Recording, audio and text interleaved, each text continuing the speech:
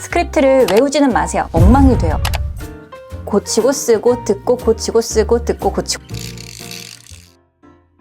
발표할 때 스크립트를 써야 할까 말아야 할까 이렇게 고민하는 분들이 정말 많더라고요. 스크립트를 쓰는 걸 전 추천드려요. 왜냐하면 글을 많이 쓸수록 말하기 실력도 늘거든요. 다만 스크립트를 쓰면은 그대로 말을 해야지 라고 생각을 했잖아요. 앞으로는 그런 생각을 버리고요. 어떤 내용으로 내가 말을 할까? 어떤 순서로 말할까? 어떤 예시를 들어서 청중을 더 잘 설득해 볼까? 이걸 찾기 위해서 스크립트를 쓰는 게 좋습니다.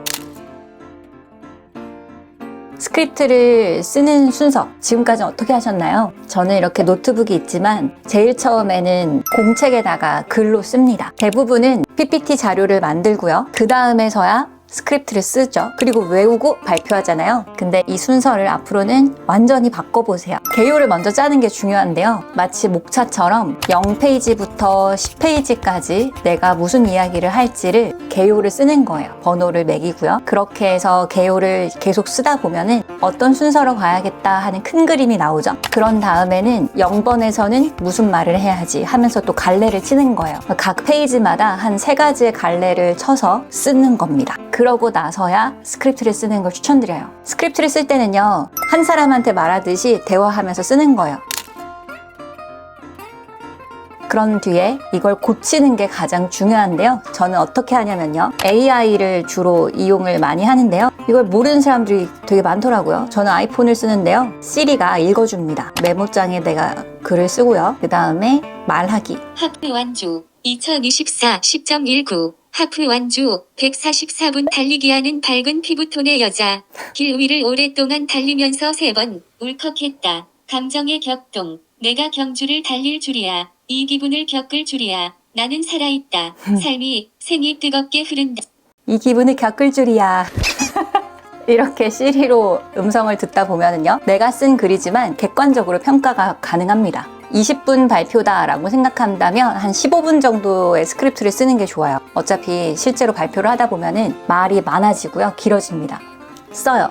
그런 다음에 시리한테 듣잖아요. 근데 여기에서 기준이 있어요. 하나는 재미있는가, 몰입을 할 수 있어야 돼요. 근데 내가 글을 잘 썼는지 안 썼는지를 보려고 듣다 보면 갑자기 이따 뭐 먹지? 아 맞다, 메일 보내야 되는데 이렇게 다른 생각을 할 때가 있어요. 그 부분은 재미가 없는 거니까요. 고칩니다. 또 하나는 듣다 보면 앞에서 반복적으로 했던 말이 나올 수가 있어요. 그 말을 또 바꿔요. 똑같은 말 계속하면 지루하잖아요. 이렇게 해서 다시 고쳐요. 이 과정을 수십 번을 반복하는 게 가장 좋습니다. 다시 정리하자면 쓰고, 듣고, 고치고, 다시 고치고 쓰고, 듣고 고치고 쓰고, 듣고 고치고, 이 과정을 계속 반복하는 거죠. 그렇게 계속 쓰다 보면은요, 자연스럽게 내용의 흐름이 다 인지가 가능해져요.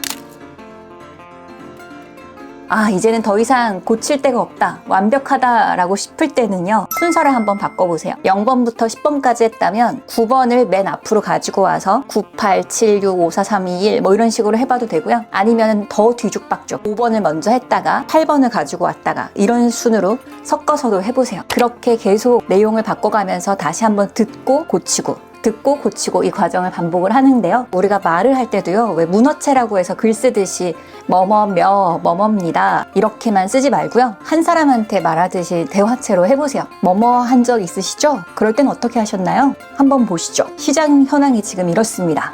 이렇게 뭐뭔데요? 뭐뭐고요? 뭐뭐죠? 이런 걸 같이 반복적으로 쓰면서요, 한 사람한테 말하는 것처럼 이야기를 쓰면 훨씬 들으면서도 재미있습니다. 청중은 발표를 들을 때 발표하는 사람 딱 한 명만 보잖아요. 그래서 한 사람한테만 얘기해주는 것처럼 말할 때 훨씬 더 잘 들려요. 그러니 언제나 스크립트를 쓸 때도 한 명한테 내가 얘기한다 라고 생각하시고요. 이렇게 스크립트를 다 쓰고요, 시리가 하는 말을 듣는데 정말 너무 재미있다 이런 생각이 든다면 그때는 스크립트가 완성이 된 거죠. 그러면 PPT를 만드세요. PPT를 만들 때는요, 스크립트에서 키워드가 나오잖아요. 핵심 문구 이런 거를 PPT에다가 옮기면 훨씬 더 PPT를 빨리 만들 수가 있겠죠. 정작 발표라는 거는 말하는 거기 때문에요, 듣는 사람이 내가 말하는 걸 어떻게 들을지를 더 신경을 써야 하죠. 그래서 들어봐야 하고 말로도 해봐야 하는 거예요. 그런데 우리가 너무 글 쓰는 거에만 매달려 있거나 발표 자료를 만드는 거에만 몰두하거나 디자인을 화려하게 한다는 건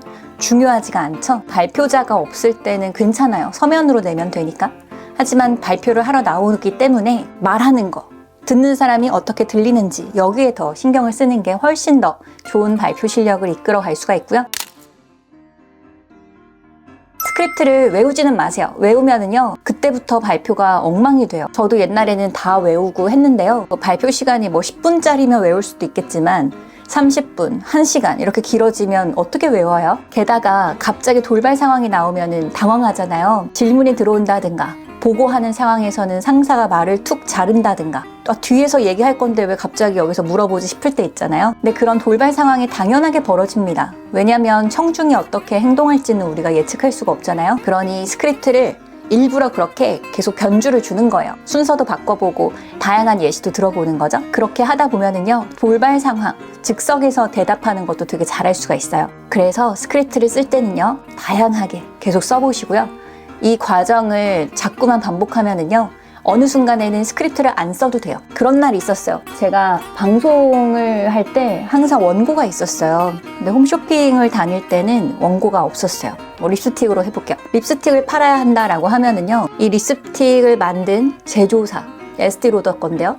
에스티로더에서 나오고요. 우리 회사의 PD, 에스티로더 상품을 판매하자고 제안한 회사의 MD, 그리고 쇼호스트, 이렇게 4팀 정도가 모여요. 에스티로더에서 이 립스틱을 어떻게 만들었는지, 무슨 장점이 있는지를 한 장짜리 종이를 가지고 와요. 그러고선 설명을 합니다. 색깔은 어떤 것이고, 어떤 성분이 들어가 있고, 바르면은 얼마나 지속되는지, 뭐 이런 것들을 제조사에서 설명을 해주죠. 그게 끝이에요. 그런 다음에는 MD가 어떤 걸 중점으로 판매하면 좋겠다라든지, 시연할 때는 어떤 순서로 보여주자, 뭐 이런 거를 정하는 게 전략 회의인데요. 막상 방송에 들어가서는요, 이걸 맡은 선배 쇼호스트가 주도를 합니다. 근데 저는 이걸 처음 만약에 팔 때는 제가 일일이 무슨 말을 할지를 다 정했어요. 에스티로더는 세계적으로 어떤 브랜드인지, 그리고 이 색깔은 분홍색과 다홍색과 빨간색 중에서 또 어디에 가까운지 되게 많은 멘트를 준비를 했어요. 또 향은 어떤지, 발랐을 때 느낌은 어떤지, 뭐 이런 것들을 원고를 다 짠 거예요. 근데 어떤 날 선배가 그거를 다 북북 찢었어요. 저는 그때 너무 당황스러웠죠.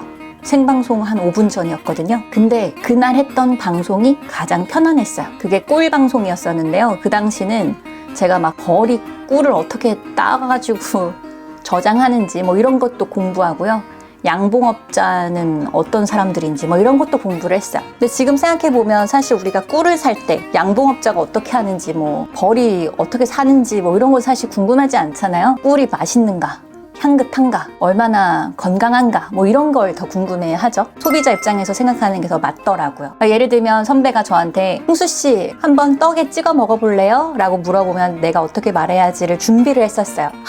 이렇게 한 입 먹자마자 마치 제가 숲에 와 있는 것처럼 아카시아 향이 코끝을 자극하네요. 뭐 이런 멘트를 준비를 했었는데요. 그런 한 문장이 제가 외우지 않았었고 없어졌잖아요. 그래서 선배가 어때요? 맛있어요?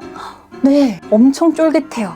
이렇게 얘기했었는데요. 나중에 방송에서 보니까 훨씬 자연스럽더라고요. 그렇기 때문에 중요한 게 정작 무엇이었는가, 이런 거를 저는 스크립트가 없어지고 나니까 더 배우게 됐었고요. 더 즉석에서 상황에 따라서 집중하는 것을 터득했어요. 스크립트도 마찬가지예요. 제가 그때 깨달은 거는요, 옛날엔 저는 발표할 때 내가 외운 대로 해야지, 실수하지 않아야지, 틀리지 않아야지, 이 생각을 많이 했는데요. 사실 그건 중요한 게 아니에요. 발표의 본질은 뭐예요? 어떤 의견, 주장하는 바를 상대방한테 전달하는 거고요. 보고라고 하면 우리 사업이 잘 되고 있다는 거, 어디까지 진척 가능하고 있다는 거를 알려주는 거고요. 또는 협의하는 거고, 의논하는 자리잖아요. 그렇기 때문에 일방적으로 알려주는 게 아니에요. 그러니까 집에서 안내방송 나올 때 있잖아요. 쓰레기는 분리수거해야 된다라든지, 주민 투표를 언제까지 맞춰야 합니다. 뭐 이렇게 일방적으로 공지하는 거는 그대로 전달하는 게 맞아요. 하지만 같이 의논해야 하고 대화를 나눠야 하는 주제를 누군가가 발표하는 자리라면 상대방이 지금 어떻게 이해하고 있는지를 끊임없이 관찰할 필요가 있습니다. 그러니 즉석에서 청중한테 더 집중하고 이야깃거리를 자꾸만 새롭게 추가하는 게 맞아요. 저도 스크립트를 지금은 물론 쓰지 않습니다. 하지만 이렇게 영상을 찍기 전에도 우리 PD님과 같이 회의도 많이 하고요. 저는 늘 그렇듯 노트에도 많이 적습니다. 일상에서도 저는 수업할 때 수강생들과의 나눴던 이런 예시들이 우리가 같이 나누면 좋을 거란 생각에 항상 적어 놓거든요. 그렇게 할 때도 스크립트를 쓴다고 생각이 들지만 뭐뭔데요? 이렇게까지 문장으로 쓰진 않아요. 지금은. 이제는 키워드, 그리고 어떤 순서를 말하겠다, 어떤 내용을 쓰겠다, 이런 정도만 하는 거거든요. 그렇게 기록을 하는 거에 더 중점을 두고 있습니다. 그러고 나면 이렇게 말할 때 떠올라요. 이게 바로 스크립트, 글쓰기의 저는 효용이라고 생각을 해요. 그러니 자주 써보시면 좋겠고요. 더 중요한 건 들어야 돼요. 이거는 발표하는 사람, 보고하는 사람, 교육하는 사람, 면접 보는 사람 너무 좋은 방법이라고 생각해요. 제가 특히 면접을 앞두고 있는 사람들한테는요, 질의응답도 역시 스크립트처럼 쓰잖아요. 그런 다음에 면접장에 가서 이걸 거울 보면서 막 연습을 하거나 할 필요가 없어요. 계속 실이나 이런 AI 음성으로 내가 쓴 질의응답을 계속 듣잖아요. 그러면 생각이 납니다. 이제는 문 앞에 들어갈 때까지만 내가 내용을 잘 기억해 두겠다라고만 생각하고요. 면접장에 들어가든 교육장에 들어가든 발표하러 들어가는 그 순간에는 그 순간에 집중을 하세요. 그리고 자신을 믿으세요. 내 안에 이미 스크립트를 많이 썼었기 때문에 다 축적되어 있다. 이거를 믿어야만 자신감 있게 잘 하고요. 안 그러면 외운 사람 다 티가 나죠. 막 까먹을 때 눈이 이렇게 올라간단 말이에요. 그러지 않고 상대방을 계속 바라보면서 이야기하는 그런 발표 해보시면 좋겠어요. 저는 노트북으로 많이 하고 펜으로 거의 안 써봤는데요 하는 분들도 있어요. 제가 제 삶을 통과했었던 것들이 저에게 효과가 있었기 때문에 말씀을 드리는 거잖아요. 그렇기 때문에 저는 펜을 들고 노트에 먼저 써보시라 라고 추천을 드리고 싶어요. 그러고 나면 노트북에도 옮기고 이 두 가지를 다 같이 해보시면 좋겠어요. 그래서 노트북을 많이 했던 분들이라면 글로도 한번 써보시고요. 글만 썼던 분들이라면 노트북으로 정리할 때 또 깔끔하게 정리할 수 있는 방법들이 있죠. 그렇게 해서 여러 가지의 것들을 활용하면서 자주 기록하고 발표 잘하시면 좋겠어요. 그러고 나면 언젠간 저처럼 아무것도 없어도 술술 말 잘하시는 날이 올 겁니다. 응원할게요.